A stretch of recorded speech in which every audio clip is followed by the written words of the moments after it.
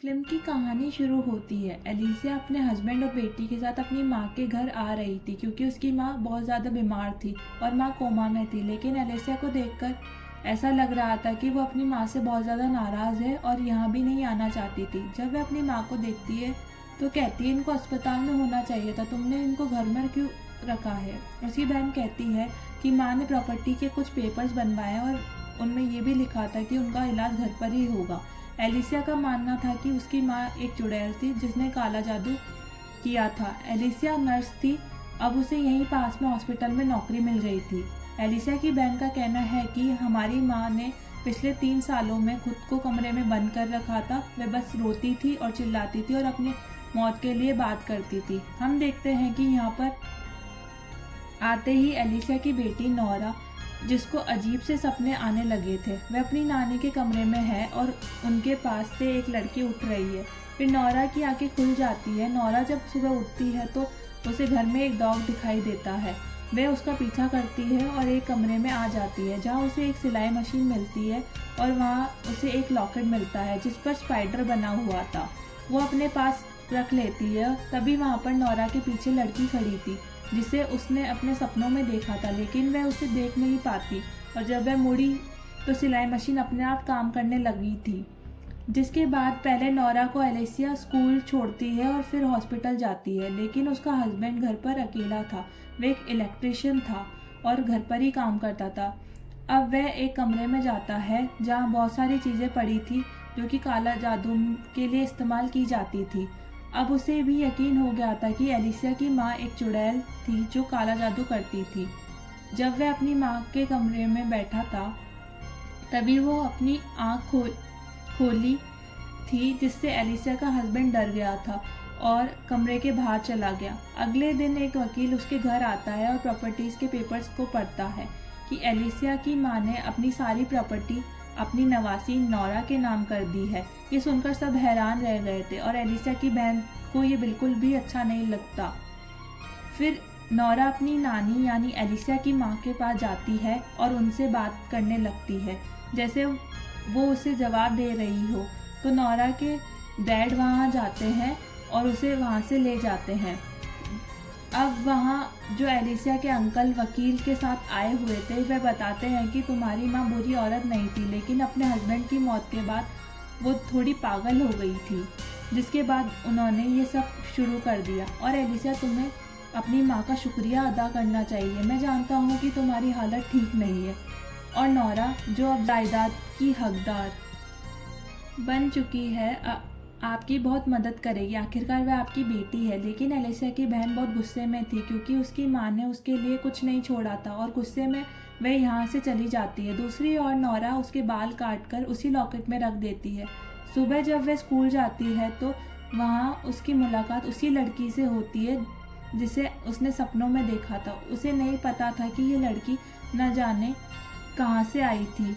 वह उस लड़की के से बात करना शुरू कर देती है क्योंकि स्कूल में उसका कोई और दोस्त नहीं था। घर पर एलिसिया की बहन कल के लिए उससे माफ़ी मांगती है। तभी उन दोनों के एक चीख सुनाई देती है जो नोरा की थी। वह अपनी नानी यानी एलिसिया के माँ के कमरे में थी। जब एलिसिया जल्दी से कुल्हाड़ी लाती है और दरवाज़ा खोलकर अंदर आती है जहाँ सब कुछ बिखरा हुआ था, उस कमरे में नोरा पर झूमर गिर जाता है जिससे वह बेहोश हो गई थी।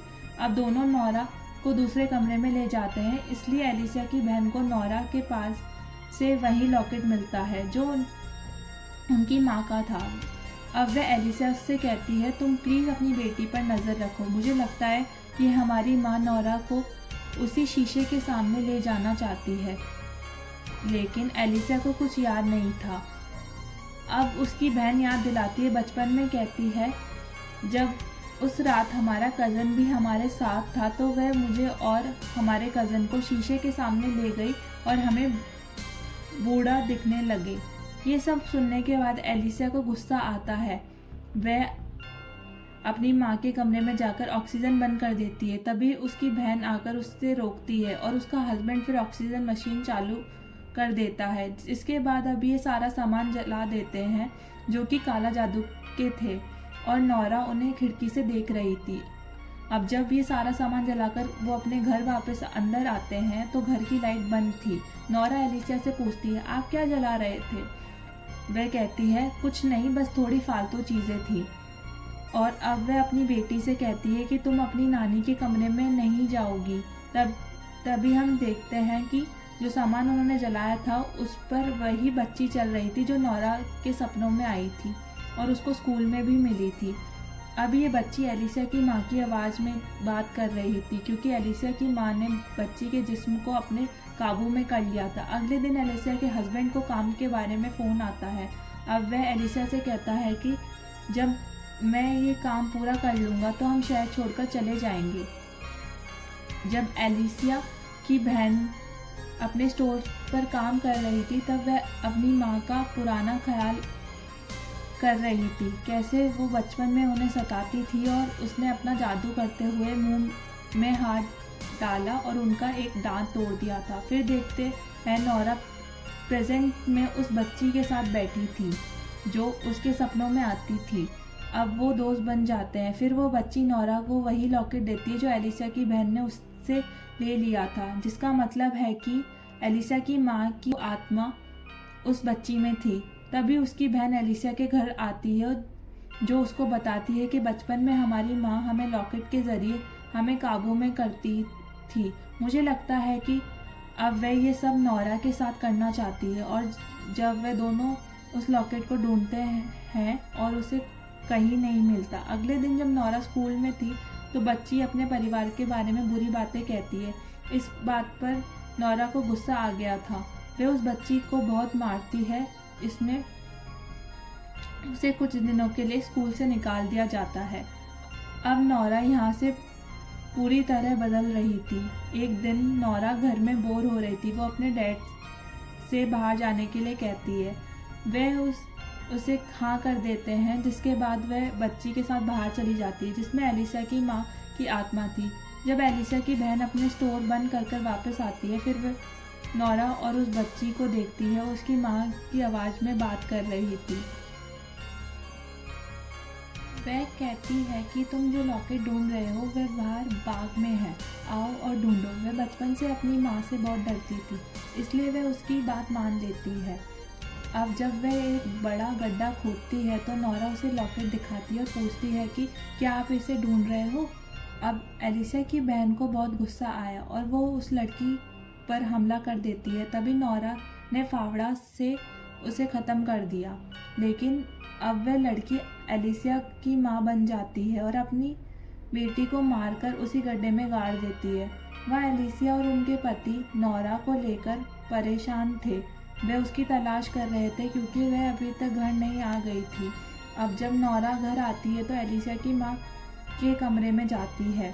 उसके साथ एक लड़की और थी जो एलिसिया की माँ को बता रही थी कि नोरा अब सब कुछ करने को तैयार है, जिसका मतलब है कि उसे बस अब अपनी नानी की आंखों में देखना होगा। लेकिन यहाँ नोरा थोड़ी डरी हुई थी क्योंकि उसने एलिसिया की बहन को मार दिया था। इधर एलिसिया की माँ अपनी आंखें खोलती है, तभी एक बहुत ही डरावना डेनॉम आ जाता है और अब एक काली रंग की चीज़ नोरा के चेहरे पर चिपक जाती है, उसके मुंह में चली जाती है, जिसके बाद नोरा पूरी तरह बदल चुकी थी। अब एलिसिया ने अपनी बहन को ढूंढ शुरू कर देती है। वो कहीं पर भी नहीं मिल रही थी। ये अब जब घर जाती है और देखती है कि एक डॉग घूम रहा है जहाँ एलिसिया की माँ ने इसकी बहन यानी अपनी बेटी को दफना दिया था, तो नोरा जाकर उसे डॉग को लात मारकर भगा देती है। ये सब करते हुए एलिसिया उसे देखती है। नोरा उसके साथ बहुत अजीब तरह से व्यवहार कर रही थी, लेकिन उसे तब भी कुछ पता नहीं लगता। अब वह अपने पति के साथ पुलिस के पास जाती है और अपनी बहन के लापता होने की रिपोर्ट लिखवा देती है। फिर नोरा एलिसिया की बहन के घर जाती है और उस डॉग को मारती है जो उसकी कब्र पर घूम रहा था। फिर वह अपनी नानी के कमरे में आती है और अलमारी खोलती है। उसे खोलने के बाद उसे एक बॉक्स मिलता है जिसमें 3 लॉकेट थे। एक के दांत थे, दूसरे में नाखून और तीसरे में कटी हुई उंगली मिलती है। नोरा ने वहाँ ऑक्सीजन बंद कर देती है और कहा कि अब मुझे ये शरीर नहीं चाहिए। मतलब नोरा में एलिसिया की माँ की आत्मा ने अपना शरीर छोड़ दिया था और नौरा को पूरी तरह अपने काबू में कर लिया था। वह जब चाहे जा सकती है और जब चाहे आ सकती है। वो उसे भी ये धमकी देती है कि अगर उसने इस बारे में किसी को बताया तो अच्छा नहीं होगा। अब रात में खाने खाते समय एलिसा का पति उससे पूछता है कि उसके पिता की मृत्यु कैसे हुई। वह कहती है कि मेरे डैड हर समय बाहर रहते थे। एक दिन जब वे घर वापस आए, मैं और मेरी बहन अपने पिता के साथ खेलना चाहते थे, लेकिन मैं सीढ़ियों के नीचे छुप गई और जब वे मुझे ढूंढने आए तो सीढ़ियों से गिरकर उनकी मौत हो गई, जिसकी वजह से मेरी माँ ने हमेशा मुझे और मेरी बहन को हमारे डैड की मौत के लिए जिम्मेदार माना। तब नौरा कहती है कि तुम झूठ बोल रही हो। ऐसा कहकर वह चली जाती है क्योंकि उसमें एलिसा की माँ की आत्मा थी। जब नौरा के पापा ये देखते हैं तो अपनी बेटी का व्यवहार देखते हैं और कहते हैं कि मुझे सब कुछ जल्दी ख़त्म करना होगा और वापस जाना होगा। नौरा एलिसा की माँ के कमरे में जाती है और पूछती है कि क्या आप एलिसा को मारने वाली हैं। वह कहती है कि नहीं, मैं उसके पिता को मार डालूंगी ताकि वो सारी ज़िंदगी तड़पती रहे। ये सब बातें एलिसा ने भी सुन ली थी और वो अपने पति को घर आने के लिए कहती है, लेकिन वो फ़ोन नहीं उठा रहे थे। जब वह अपनी माँ के कमरे में जाकर देखती है तो वहाँ कोई नहीं था। तभी उसे बेसमेंट में आवाज़ सुनाई देती है। वह जाती है और देखती है कि उसकी माँ वहाँ थी, जो अचानक उसके सामने आ जाती है। तभी हम देखते हैं कि एलिसा का पति भी आ जाता है। जब वह अपनी बेटी नौरा से पूछती है तो वह कहती है कि वह बेसमेंट में है। यहाँ हमें पता चलता है कि एलिसा के पिता की मौत कैसे हुई। जब वह एलिसा को ढूंढ रहे थे, एलिसा ने उनके पैर पकड़ लिए और वह फिसल जाते हैं। रास्ते में हिरन का सिर पड़ा हुआ था, उसका सींग जो उसकी गर्दन के आर पार हो गया था और उनकी मौत हो जाती है। इस वजह से उसकी माँ उससे नफरत करती थी। उसे लगता है कि उसके पिता की मौत एलिसा की वजह से हुई है। अब कहानी वापस प्रेजेंट में आती है, जहाँ एलिसा अपने बेटी को देखती है जिसे ऑक्सीजन लगी थी और उसकी माँ के बेड के नीचे आती है और उसका गला पकड़ लेती है। तभी उसका पति आता है और उसे बचाता है। अब क्योंकि एलिसा की माँ बहुत ताकतवर थी, इसलिए वो उसके पति का हाथ चीर देती है, लेकिन वो फिर भी उसे चाकू से हमला कर रहा था। उसने उसे मारकर नीचे गिरा देते हैं। उसी समय नौरा आती है, उस पर पीछे से हमला कर देती है क्योंकि वह पूरी तरह से एलिसा की माँ के काबू में थी। वो अपने पिता को काट लेती हैं। उसे समझ नहीं आया कि किसने उसे पीछे से पकड़कर उस पर हमला किया। तभी वह नौरा को नीचे फेंक देती हैं।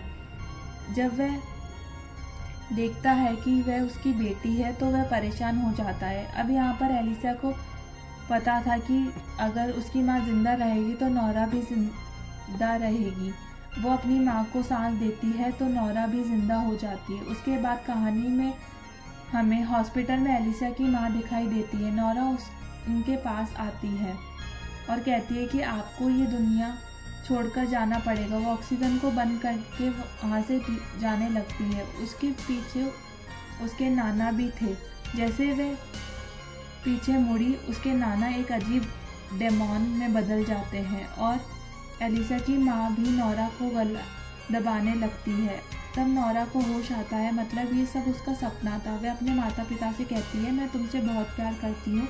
उसके बाद हमें गुम होने का पोस्टर दिखाई देता है जो एलिसा की बहन का था और वह लड़की जो नौरा के साथ होती थी, दोनों मर चुके थे, लेकिन इसके बारे में किसी को पता नहीं था। अब ये कहानी अंत में हम नौरा देखते हैं जो एलिसा और उसके पिता के साथ घर जा रही थी। तभी वह कार की सीट पर बैठी कुछ कुरच रही थी। वही काम एलिसा की माँ करती थी, मतलब उनकी आत्मा अभी भी नौरा में थी। शायद वह एलिसा को कभी नहीं छोड़ेगी। कहानी के अंत में हम जानते हैं कि एलिसा की माँ सोचती थी कि उसके पति की मौत उसकी बेटियाँ ही जिम्मेदार है। वह एलिसा की दुश्मन थी क्योंकि उसे लगा था कि उसने जानबूझकर अपने पिता को मार डाला है, इसलिए उसने काला जादू सीखा और डायन बन गई। इसी के साथ फिल्म यहीं ख़त्म होती है।